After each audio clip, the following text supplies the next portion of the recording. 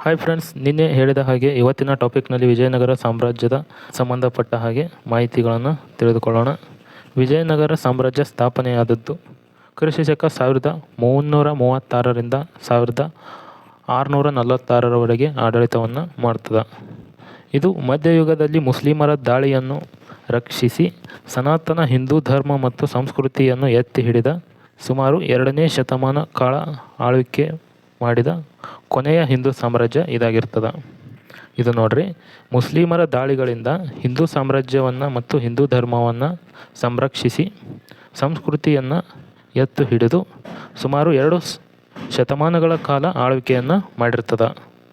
Pro N ವೆಂಕಟರಾಮಯ್ಯರು, ಸೂರ್ಯನಾರಾಯಣರಾವ್, Neelakantha Shastri ಇವರ ಪ್ರಕಾರ ವಿಜಯನಗರದ ಅರಸರು ತೆಲುಗು ಮೂಲದವರಾಗಿರ್ತಾರೆ. ಬೆರಿಸ್ತಾ ಎಂಬ ಇತಿಹಾಸಕಾರ ವಿಜಯನಗರದ ಅರಸರನ್ನು ಕರ್ನಾಟಕದ ರಾಯರು ಅಂತ ಕರೀತಾನ. ನಿರ್ದಿಷ್ಟವಾದ ಸ್ಥಳದಲ್ಲಿ ಮೊಲವೊಂದು ನಾಯಿಯನ್ನು ಅಟ್ಟಿಸಿಕೊಂಡು ಹೋದ ಸಂದರ್ಭದಲ್ಲಿ ಈ ಸಾಮ್ರಾಜ್ಯ ಉದಯ ಹೊಂದುತ್ತದೆ. ಹರಿಹರ, ಬುಕ್ಕರಾಯ, ಕಂಪಣ್ಣ, ಮಾರಪ್ಪ ಮತ್ತು ಮುದ್ದಣ್ಣ ಎಂಬುವವರು ಸಂಗಮನ 5 ಮಕ್ಕಳು ಆಗಿರ್ತಾರೆ. ಈ ಸಾಮ್ರಾಜ್ಯದ ಸಂಘಟಕರು ಅಂತ ಇವರನ್ನು ಕರೆಯಲಾಗ್ತದೆ. ವಿಜಯನಗರ ಸಾಮ್ರಾಜ್ಯದ ಸ್ಥಾಪಕರು ಹಕ್ಕ ಮತ್ತು ಬುಕ್ಕರು. ಸಹಾಯ ನೀಡಿದ ಗುರು ವಿದ್ಯಾರಣ್ಯರು. ಇವರ ರಾಜಧಾನಿ ಹಂಪಿಯಾಗಿರ್ತದೆ. ರಾಜ್ಯ ಲಾಂಛನ 2 ಮುಖದ ವರಹ ಆಗಿರ್ತದೆ.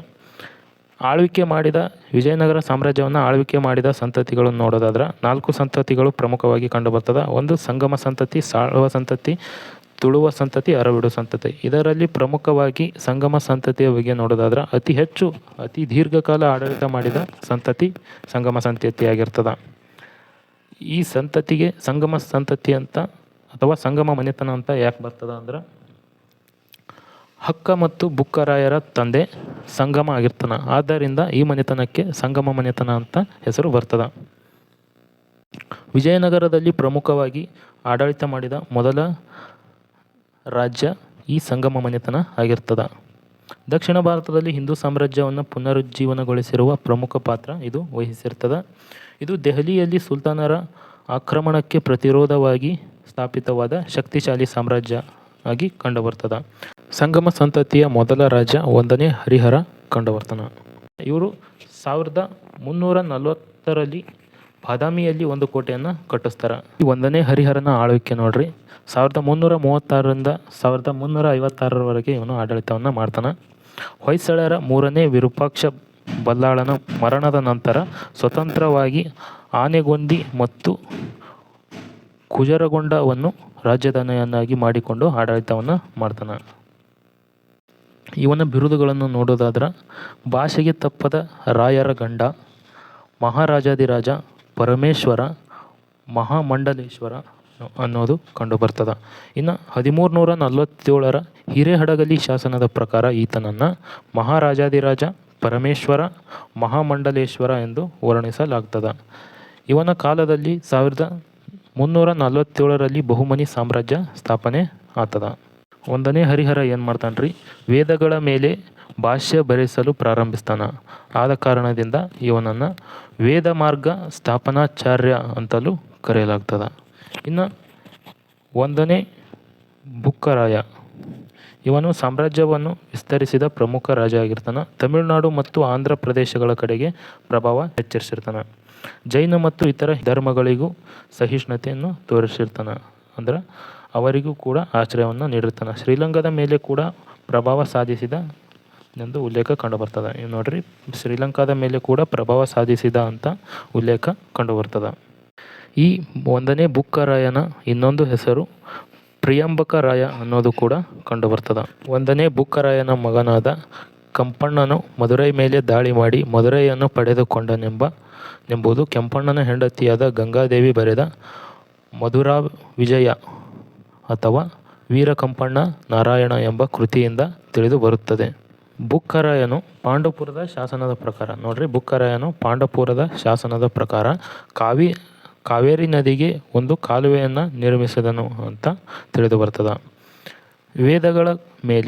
ವೇದಗಳ ಮೇಲೆ ಭವಿಷ್ಯಗಳನ್ನು ಬರೆಯಲು ಸಂಸ್ಕೃತ ಪಂಡಿತರಾದ ಸಾಯನಾಚಾರ್ಯ ಮತ್ತು ಮಾಧವಾಚಾರ್ಯರನ್ನು ನೇಮಕ ಮಾಡ್ತಾನೆ. ಆದ್ದರಿಂದ ಇವನನ್ನು ವೇದಮಾರ್ಗ ಪ್ರವರ್ತಕ ಅಂತ ಕರೆಯಲಾಗ್ತದೆ. 1374ರಲ್ಲಿ ಚೀನಾದ ಮಿಂಗ್ಸ್ನ ಆಸ್ಥಾನಕ್ಕೆ ರಾಯಭಾರಿಯನ್ನು ಕಳುಹಿಸಿದರು ಮತ್ತು ವಿಜಯನಗರ ಇವನ ಕಾಲದಲ್ಲಿ ರಾಜಧಾನಿ ಆಯಿತು. ನೋಡ್ರಿ, 1374ರಲ್ಲಿ ಚೀನಾದ ವಿಂಗ್ನ ಆಸ್ಥಾನಕ್ಕೆ ರಾಯಭಾರಿಯನ್ನು ಕಳುಹಿಸಿಕೊಡಲಾಯಿತು ಮತ್ತು ವಿಜಯನಗರ ಇವನ ಕಾಲದಲ್ಲಿ ರಾಜಧಾನಿ ಆಯಿತು. ಒಂದನೇ ಬುಕ್ಕರಾಯನ ಕಾಲದಲ್ಲಿ ವಿಜಯನಗರ ಅವನ ರಾಜಧಾನಿ ಆತದ. ಇವನು ಜೈನ ಮತ್ತು ವೈಷ್ಣವರ ಧಾರ್ಮಿಕ ಕಲಹಗಳನ್ನು ಬಗೆಹರಿಸಿದ ದೊರೆಯಾಗಿರ್ತಾನ. 1368ರಲ್ಲಿ ಶ್ರವಣಬೆಳಗೊಳದ ಶಾಸನ ವಿವರಣೆ ನೀಡ್ತದ. ಎದರ ಬಗ್ಗೆ ವಿವರಣೆ ನೀಡ್ತದ? 1368ರ ಶ್ರವಣಬೆಳಗೊಳ ಶಾಸನ ಜೈನ ಮತ್ತು ವೈಷ್ಣವರ ಧಾರ್ಮಿಕ ಕಲಹಗಳನ್ನು ಬಗೆಹರಿಸಿದ, ಒಂದನೇ ಬುಕ್ಕರಾಯ ಬಗೆಹರಿಸಿದ ಅಂತ ವಿವರವನ್ನು ನೀಡ್ತದ. ಒಂದನೇ ಬುಕ್ಕರಾಯನ ಸೇನಾಧಿಪತಿ ವೀರ ಕಂಪಣ್ಣರಾಯ ಅಂದ್ರೆ ಅವನ ಮಗ, ಒಂದನೇ ಬುಕ್ಕರಾಯನ ಮಗ ಅವನ ಸೇನಾಧಿಪತಿ ಆಗಿರ್ತಾನ. ಎರಡನೇ ಹರಿಹರನ ಬಗ್ಗೆ ನೋಡೋದಾದ್ರೆ ಉತ್ತರ ದಕ್ಷಿಣ ಭಾರತದಲ್ಲಿ ಎರಡರಲ್ಲೂ ವಿಸ್ತರಣೆಯನ್ನು ಹೊಂದಿರ್ತಾನ. ಬಹುರಾಜಕೀಯ ಸಂಘರ್ಷಗಳನ್ನು ಯಶಸ್ವಿಯಾಗಿ ನಿರ್ವಹಿಸ್ತಾನ. ವಿಜಯನಗರವನ್ನು ಪ್ರಾದೇಶಿಕ ಶಕ್ತಿಯಿಂದ ಸಾಮ್ರಾಜ್ಯ ಶಕ್ತಿಯಾಗಿ ಬೆಳೆಸ್ತಾನ. ನೋಡ್ರಿ, ಎರಡನೇ ಹರಿಹರ ವಿಜಯನಗರವನ್ನು ಪ್ರಾದೇಶಿಕ ಶಕ್ತಿಯಿಂದ ಸಾಮ್ರಾಜ್ಯ ಶಕ್ತಿಯಾಗಿ ಬೆಳೆಸ್ತಾನ. ಇವನಿಗಿದ್ದ ಬಿರುದುಗಳು ನೋಡ್ರಿ, ಎರಡನೇ ಹರಿಹರನಿಗಿದ್ದ ಬಿರುದು ವಿದ್ಯಾವಿಲಾಸ.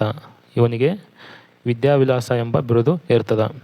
ಸಾಮ್ರಾಟ ಎಂದು ಘೋಷಿಸಿಕೊಂಡಿದ್ದ ಮೊದಲ ವಿಜಯನಗರ ಅರಸ ಎರಡನೇ ಹರಿಹರ. ನೋಡ್ರಿ, ಎರಡನೇ ಹರಿಹರ ತನ್ನನ್ನು ತಾನು ಸಾಮ್ರಾಟ ಎಂದು ಘೋಷಣೆ ಮಾಡಿಕೊಂಡಿರ್ತಾನ. ಇನ್ನು ಇವನ ದಂಡನಾಯಕ ನೋಡೋದಾದ್ರೆ ಗುಂಡಪ್ಪ, ಮಂಗಪ್ಪ, ಇರುಗಪ್ಪ ಇವನ ಪ್ರಮುಖ ದಂಡನಾಯಕರು ಆಗಿರ್ತಾರೆ. ಇನ್ನು ವೇದಗಳ ಮೇಲಿನ ಭಾಷೆಗಳ ರಚನೆ ಪೂರ್ಣಗೊಂಡಿರುವುದರಿಂದ ಇವನನ್ನು ವೇದಮಾರ್ಗ ಪ್ರತಿಷ್ಠಾಪನಾಚಾರ್ಯ ಅಂತ ಕರೆಯಲಾಗ್ತದ. ಯಾರನ್ನ ವೇದಮಾರ್ಗ ಪ್ರತಿಷ್ಠಾಪನಾಚಾರ್ಯ ಅಂತ ಕರೆಯಲಾಗ್ತದ? ಎರಡನೇ ಹರಿಹರನನ್ನು ವೇದಮಾರ್ಗ ಪ್ರತಿಷ್ಠಾಪನಾಚಾರ್ಯ ಅಂತ ಕರೆಯಲಾಗ್ತದ. ಇವನ ನಂತರ 1404ರಿಂದ 1406ರವರೆಗೆ ವಿರೂಪಾಕ್ಷ ಮತ್ತು ಎರಡನೇ ಬುಕ್ಕರಾಯ ಈ ಸಾಮ್ರಾಜ್ಯವನ್ನು ಆಡಳಿತ ಮಾಡ್ತಾರೆ. ಈ ಎರಡನೇ ಹರಿಹರನ ಆಸ್ಥಾನದ ಕವಿ ಮಾಧವ, ಮಂಗರಾಜ ಮತ್ತು ಚಂದ್ರಕೀರ್ತಿ ಈ ರಾಜನ ಆಸ್ಥಾನದ ಕವಿಗಳಾಗಿರ್ತಾರೆ. ಇನ್ನು ನಂತರ ಒಂದನೇ ದೇವರಾಯನ ಬಗ್ಗೆ ನೋಡೋದಾದ್ರೆ ಸೈನ್ಯ ವ್ಯವಸ್ಥೆ ಬಲಪಡಿಸಿಕೊಂಡಿರ್ತಾನೆ. ಇವನು ಸೈನ್ಯ ವ್ಯವಸ್ಥೆಯನ್ನು ಬಲಪಡಿಸಿಕೊಂಡಿರ್ತಾನೆ. ಅಶ್ವಸೇನೆ ಮತ್ತು ಬಿಲ್ಲುಗಾರರನ್ನು ಸೇನೆಗೆ ಸೇರಿಸಿಕೊಂಡಿರ್ತಾನೆ. ನೀರಾವರಿ ಯೋಜನೆಗಳನ್ನು ಕೂಡ ಆರಂಭ ಮಾಡಿರ್ತಾನೆ. ಇವನು ತನ್ನ ರಾಜ್ಯಗಳಲ್ಲಿ ಕೆರೆಗಳು ಮತ್ತು ಕಾಲುವೆಗಳನ್ನು ನಿರ್ಮಿಸಲು ಆರಂಭ ಮಾಡಿರ್ತಾನೆ. ಗುರು ಚಾರುಕೀರ್ತಿ ಪಂಡಿತಾಚಾರ್ಯ. ನೋಡ್ರಿ, ಒಂದನೇ ದೇವರಾಯನ ಗುರು ಚಾರುಕೀರ್ತಿ ಪಂಡಿತಾಚಾರ್ಯ ಇವನ ಗುರುವಾಗಿರ್ತಾನೆ. ಕ್ರಿಸ್ತಶಕ 1406ರಲ್ಲಿ ಸುವರ್ಣಕಾರನ ಮಗಳನ್ನು ಪಡೆಯಲು ರಾಯಚೂರಿನ ಮದಗಲ್ ಕೋಟೆಗೆ ಮುತ್ತಿಗೆ ಹಾಕ್ತಾನೆ. ಯಾರು? ಒಂದನೇ ದೇವರಾಯ. ಕ್ರಿಸ್ತಶಕ 1406ರಲ್ಲಿ ಸುವರ್ಣಕಾರನ ಮಗಳನ್ನು ಪಡೆಯಲು ರಾಯಚೂರಿನ ಮದಗಲ್ ಕೋಟೆಗೆ ಮುತ್ತಿಗೆ ಹಾಕ್ತಾನೆ. ಆನಂತರ ಬಹುಮನಿ ಸುಲ್ತಾನ ಫಿರೋಜ್ ಶಾ ದಾಳಿ ಮಾಡಿ ಅವಳನ್ನು ತನ್ನ ಸೊಸೆಯನ್ನಾಗಿ ಮಾಡಿಕೊತಾನೆ. ಯಾರನ್ನು ಸೊಸೆಯನ್ನಾಗಿ ಮಾಡಿಕೊಡ್ತಾನೆ? ಸುವರ್ಣಕಾರನ ಮಗಳನ್ನು ತನ್ನ ಸೊಸೆಯನ್ನಾಗಿ ಫಿರೋಜ್ ಶಾ ಮಾಡಿಕೊತಾನೆ. ಈತನು ತನ್ನ ಸೈನಿಕರ ಯುದ್ಧ ಕೌಶಲ್ಯವನ್ನು ಹೆಚ್ಚಿಸಲು ಟರ್ಕಿಯಲ್ಲಿ ಬಿಲ್ವೈದ್ಯ ನಿಪುಣರನ್ನು ನೇಮಕ ಮಾಡ್ತಾನೆ. ನೋಡ್ರಿ, ತನ್ನ ಸೈನಿಕರ ಯುದ್ಧ ಕಲೆಯನ್ನು ಇನ್ನಷ್ಟು ಅಭಿವೃದ್ಧಿಪಡಿಸುವ ಕಾರಣದಿಂದ ಟರ್ಕಿಯ ಬಿಲ್ವೈದ್ಯ ನಿಪುಣರನ್ನು ಅವನ ಸೈನಿಕರಿಗೆ ತರಬೇತಿ ನೀಡಲು ನೇಮಕ ಮಾಡ್ತಾನೆ. ಒಂದನೇ ದೇವರಾಯನ ಆಸ್ಥಾನಕ್ಕೆ ಬಂದ ನಿಕೊಲೋ ಕೊಂಟಿ ಇವನು ಅವನ ಗ್ರಂಥದಲ್ಲಿ ಸತಿ ಸಹಗಮನ ಪದ್ಧತಿ ಮತ್ತು ಬಹುಪತ್ನಿತ್ವದ ಬಗ್ಗೆ ಉಲ್ಲೇಖ ಮಾಡ್ತಾನೆ. ಒಂದನೇ ದೇವರಾಯನ ಮಂತ್ರಿಗಳು ಜಗನ್ನಾಥ, ಬುಳ್ಳಪ್ಪ, ನಾಗಪ್ಪ, ಮಲ್ಲಪ್ಪ ಒಡೆಯರ್, ಹಿರಿಯಪ್ಪ, ಇರುಗುಪ್ಪ ಅನ್ನುವರು ಪ್ರಮುಖವಾಗಿ ಕಂಡುಬರ್ತಾರೆ. ಯಾರ್ಯಾರು ಕಂಡುಬರ್ತಾರೆ? ಜಗನ್ನಾಥ, ಬುಳ್ಳಪ್ಪ, ನಾಗಪ್ಪ, ಮಲ್ಲಪ್ಪ ಒಡೆಯರ್, ಕರಿಯಪ್ಪ ಇನ್ನಿತರರು ಪ್ರಮುಖವಾಗಿ ಕಂಡುಬರ್ತಾರೆ. ತುಂಗಭದ್ರಾ ನದಿಗೆ ಅಣೆಕಟ್ಟನ್ನು ಮತ್ತು ಹರಿದ್ರಾ ನದಿಗೆ ಅಣೆಕಟ್ಟನ್ನು ನಿರ್ಮಿಸಿ ಕೃಷಿಗೆ ನೆರವು ಮಾಡಿಕೊಡ್ತಾನೆ. ಇನ್ನು ಎರಡನೇ ದೇವರಾಯ ಸಂಗಮ ಮನೆತನದ ಅತ್ಯಂತ ಶಕ್ತಿಶಾಲಿ ರಾಜ ಅಥವಾ ಪ್ರಸಿದ್ಧ ರಾಜ ಎರಡನೇ ದೇವರಾಯ ಆಗಿರ್ತಾನೆ. ಸಾಮ್ರಾಜ್ಯ ವ್ಯಾಪ್ತಿ ಬಹಳ ವಿಸ್ತರಣೆ ಮಾಡಿರ್ತಾನೆ. ಸಾಮ್ರಾಜ್ಯ ವ್ಯಾಪ್ತಿಯನ್ನು ಬಹಳಷ್ಟು ವಿಸ್ತರಣೆ ಮಾಡಿರ್ತಾನೆ. ಇವನು ಕಲೆ, ಸಾಹಿತ್ಯ, ದೇವಾಲಯ ನಿರ್ಮಾಣದಲ್ಲಿ ಉತ್ತೇಜನವನ್ನು ನೀಡ್ತಾನೆ. ಪಾರ್ಸಿ ಮತ್ತು ಅರಬ್ ಪ್ರವಾಸಿಗರು ವಿಜಯನಗರದ ವೈಭವವನ್ನು ದಾಖಲಿಸುತ್ತಾರೆ. ಇನ್ನು ಇವನಿಗಿದ್ದ ಬಿರುದುಗಳು ನೋಡ್ರಿ: ಪ್ರೌಢದೇವರಾಯ, ಪ್ರತಾಪದೇವರಾಯ, ಅಭಿನವ ದೇವರಾಯ ಮತ್ತು ಗಜಬೇಟೆಂಕಾರ. ದಕ್ಷಿಣ ಪಥದ ಚಕ್ರವರ್ತಿ ಅಂತ ಇವನಿಗೆ ಪ್ರಮುಖ ಬಿರುದುಗಳು ಕಂಡುಬರ್ತಾವ. ಇವನ ಮಂತ್ರಿಗಳು ನೋಡ್ರಿ: ಲಕ್ಷ್ಮೀಧರ ಅಥವಾ ಲಕ್ಕಣ್ಣ ಮತ್ತು ಮಾದಣ್ಣ ಇವನ ಮಂತ್ರಿಗಳು ಆಗಿರ್ತಾರೆ. ಮುಸ್ಲಿಮರನ್ನು ಸೈನ್ಯದಲ್ಲಿ ಸೇರಿಸಿಕೊಂಡ ಮೊದಲ ದೊರೆ ಇವ ಆಗಿರ್ತಾನೆ. ಎರಡನೇ ದೇವರಾಯ ಮುಸ್ಲಿಮರನ್ನು ಸೈನ್ಯದಲ್ಲಿ ಸೇರಿಸಿಕೊಂಡ ಮೊದಲ ದೊರೆ ಇವ ಆಗಿರ್ತಾನೆ. ದಂಡನಾಯಕ ಲಕ್ಕಣ್ಣ ದಂಡೇಶ್ ಕೇರಳ ಮತ್ತು ಸಿಲೋನಿನ ಮೇಲೆ ದಾಳಿ ಮಾಡಿ ಕಪ್ಪು ಕಾಣಿಕೆಯನ್ನು ಸಂಗ್ರಹಿಸಿ ದಕ್ಷಿಣ ಸಮುದ್ರಾಧಿಪತಿ ಎಂಬ ಬಿರುದನ್ನು ಪಡೆದಿರ್ತಾನೆ. ಇವನ ದಂಡನಾಯಕ ಲಕ್ಷ್ಮಣ್ಣ ದಂಡೇಶ್ ಕೇರಳ ಮತ್ತು ಸಲೋನಿನ ಅಂದ್ರೆ ಶ್ರೀಲಂಕಾ, ಕೇರಳ ಮತ್ತು ಶ್ರೀಲಂಕಾದ ಮೇಲೆ ದಾಳಿ ಮಾಡಿ ಕಪ್ಪು ಕಾಣಿಕೆಯನ್ನು ಸಂಗ್ರಹಿಸಿ ದಕ್ಷಿಣ ಸಮುದ್ರಾಧಿಪತಿ ಎಂಬ ಬಿರುದನ್ನು ಪಡೆದಿರ್ತಾನೆ. ಪರ್ಸಿಯಾದ ಪ್ರವಾಸಿಗನಾದ ಅಬ್ದುಲ್ ರಜಾಕ್ ಕ್ರಿಸ್ತಶಕ 1442ರಲ್ಲಿ ಭೇಟಿ ನೀಡಿ ಇಂತಹ ಸಾಮ್ರಾಜ್ಯವನ್ನು ಕಂಡಿಲ್ಲ ಮತ್ತು ಕೇಳಿಲ್ಲ ಎಂದು ಅವನು ವಿವರಣೆ ಮಾಡ್ತಾನೆ. ಅವನು ಬಣ್ಣಿಸ್ತಾನೆ. ಅರೇಬಿಯಾದಿಂದ ಉತ್ತಮ ಕುದುರೆಗಳನ್ನು ಆಮದು ಮಾಡಿಕೊಳ್ಳುತ್ತಿದ್ದನು. ನೋಡ್ರಿ, ಎರಡನೇ ದೇವರಾಯನು ಅರೇಬಿಯಾದಿಂದ ಉತ್ತಮ ಕುದುರೆಗಳನ್ನು ಆಮದು ಮಾಡಿಕೊಳ್ಳುತ್ತಿದ್ದನು. ಈತನ ಸೇನಾಧಿಪತಿ ಲಕ್ಕಣ್ಣ ದಂಡೇಶ್ ಕೇರಳ ಮತ್ತು ಶ್ರೀಲಂಕಾದಿಂದ ಕಪ್ಪು ಕಾಣಿಕೆಯನ್ನು ವಸೂಲು ಮಾಡಿದ್ದನು. ಅದಕ್ಕಾಗಿ ಈತನಿಗೆ ದಕ್ಷಿಣ ಸಮುದ್ರಾಧಿಪತಿ ಎಂಬ ಬಿರುದನ್ನು ನೀಡಿ ಗೌರವಿಸಲಾಯಿತು. ನೋಡ್ರಿ, ಇಸ್ಲಾಂ ಧರ್ಮ ಗ್ರಂಥವಾದ ಕುರಾನನ್ನು ತನ್ನ ಸಿಂಹಾಸನದ ಪಕ್ಕದಲ್ಲಿಟ್ಟುಕೊಂಡು ಆಡಳಿತವನ್ನು ಮಾಡ್ತಾನೆ. ಅಂದ್ರೆ ಇಲ್ಲಿ ಎಲ್ಲರೂ ಸಮಾನರು ಎಂಬ ಮನೋಭಾವದಿಂದ ಈ ಎರಡನೇ ದೇವರಾಯನು ಆಡಳಿತವನ್ನು ಮಾಡ್ತಿರ್ತಾನೆ. ನೋಡ್ರಿ, ಮತ್ತು ಹಂಪಿ ಹಜಾರ್ರಾಮ್ ಸ್ವಾಮಿ ದೇವಾಲಯವನ್ನು ಈತನ ಕಾಲದಲ್ಲಿ ನಿರ್ಮಾಣ ಮಾಡಲಾಯಿತು. ನೋಡ್ರಿ, ಎರಡನೇ ದೇವರಾಯನ ಕಾಲದಲ್ಲಿ ಹಂಪಿಯ ಹಜಾರ್ರಾಮ್ ಸ್ವಾಮಿ ದೇವಾಲಯವನ್ನು ನಿರ್ಮಾಣ ಮಾಡಲಾಗ್ತದ. ನಂತರ ಸಾಳ್ವ ಸಂತತಿ ಬರ್ತದ. ಇದರ ಪರಿಚಯ ನೋಡ್ರಿ: ವಿಜಯನಗರ ಸಾಮ್ರಾಜ್ಯದ ಎರಡನೇ ರಾಜವಂಶ ಸಂಗಮ ಮನೆತನದ ನಂತರ ಅಧಿಕಾರಕ್ಕೆ ಬಂದದ್ದು. ಅಲ್ಪ ಕಾಲ ಆಡಳಿತ ನಡೆಸಿದರೂ ರಾಜ್ಯವನ್ನು ಕುಸಿಯದಂತೆ ಉಳಿಸಿಕೊಂಡು ಹೋಗ್ತಾರೆ ಇವರು. ಅಲ್ಪ ಕಾಲ ಆಡಳಿತವನ್ನು ಮಾಡಿದ್ರು ಕೂಡ ರಾಜ್ಯವನ್ನು ಕುಸಿಯದಂತೆ ನೋಡಿಕೊಂಡು ಹೋಗ್ತಾರೆ. ಕ್ರಿಸ್ತಶಕ 1485ರಿಂದ 1503ರವರೆಗೆ ಈ ಸಾಳ್ವ ಸಂತತಿಯವರು ಆಳ್ವಿಕೆಯನ್ನು ಮಾಡ್ತಾರೆ. ಈ ಸಾಳ್ವ ಸಂತತಿಯನ್ನು ಸ್ಥಾಪನೆ ಮಾಡಿದವ ಸಾಳ್ವ ನರಸಿಂಹ ದೇವರಾಯ. ಇವನು ವಿಜಯನಗರವನ್ನು ಪುನಃ ಬಲಪಡಿಸ್ತಾನೆ. ಸೇನೆ ಮತ್ತು ಆಡಳಿತವನ್ನು ಪುನರ್ ಸಂಘಟಿತ ಮಾಡ್ತಾನೆ. ಇವನ ರಾಜ್ಯದಲ್ಲಿದ್ದ ಜಗಳಗಳನ್ನು ಕಡಿಮೆ ಮಾಡಿ, ಆದರೆ ಸಂಪೂರ್ಣ ಸ್ಥಿರತೆ ತರಲು ಸಾಧ್ಯವಾಗುವುದಿಲ್ಲ. ರಾಜ್ಯದಲ್ಲಿ ಸಂಪೂರ್ಣ ಸ್ಥಿರತೆ ತರಲು ಸಾಧ್ಯವಾಗುವುದಿಲ್ಲ. ಈತ ಚಂದ್ರಗಿರಿಯ ರಾಜ್ಯಪಾಲನಾಗಿದ್ದ. ನೋಡ್ರಿ, ಸಾಳ್ವ ಸಂತತಿಯ ಈ ಸಾಳ್ವ ನರಸಿಂಹ ದೇವರಾಯ ಇವನು ಚಂದ್ರಗಿರಿಯ ರಾಜ್ಯಪಾಲನು ಆಗಿರ್ತಾನೆ. ಈತನ ಮರಣದ ನಂತರ ಈತನ ಮಗನಾದ ತಿಮ್ಮಯ್ಯ ಭೂಪನನ್ನು ಸಿಂಹಾಸನದಲ್ಲಿ ಕೂರಿಸಿ ತುಳು ನರಸನಾಯಕ ಪ್ರತಿನಿಧಿ ಆಗ್ತಾನೆ. ತುಳು ನರಸನಾಯಕನು ಕ್ರಿಸ್ತಶಕ 1503ರಲ್ಲಿ ಮರಣ ಹೊಂದ.